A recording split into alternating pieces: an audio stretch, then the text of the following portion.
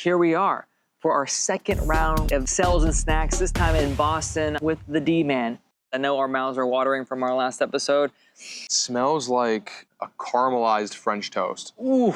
And also, since it's a little hole, little divot in there, it kind of looks like my dorm room wall when I was an angry teenager. We all went through that phase. But let's jump right into it, Dom, okay? In your opinion, how important is having a system to remind AEs when it comes to idle opportunities? What I like to use is like a 7-day activity report, where if I have a deal or opportunity in pipeline and has zero activity, meaning no activity via cold calling, emails, or LinkedIn in the past 7 days, then it will pop up as like an alert in my CRM, and that will like jog my memory and be like, all right, I gotta get back in here.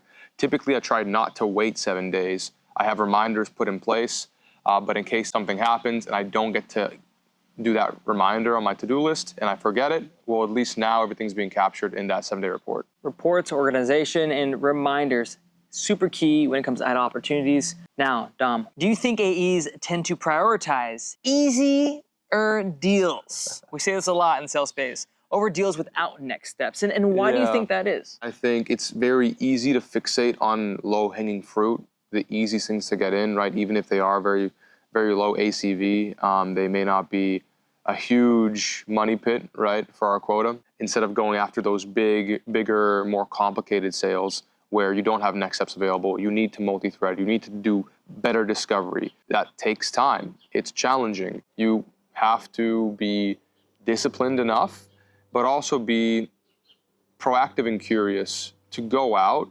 and to do the work that needs to be done for those more complicated sales. Shiny object syndrome when it comes to sales. People see a shiny object, they want to go for it, they want to reach out for it, and they miss everything else that actually can bring in revenue. So great point here. Dom, are you ready to potentially take a bite of this bad boy? This is a coffee cake to remind our audience from Tours del Jours. I still can't say it. You know, I'm not even hungry anymore. Too bad. All right, too bad. This is sales and snacks. I'm gonna get a vicious bite right now. Vicious bite. Watch this. Wow. Is there filling inside? It's empty.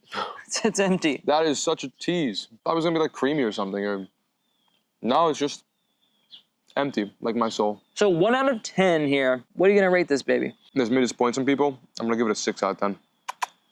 A 6 out of 10. Yeah, I might have to agree with you. I haven't reached the softer bottom, but the top might be about, 6.5 maybe. Now, what do you think Suki gives it? Huh? What do you give it? I think that's a 10 from Suki himself. Now, Dom, thank you so much thank you, man. for the feedback and for the actionable steps. And we're going to enjoy this and see you all next time on Sales and Snacks, maybe in a city near you. See you there.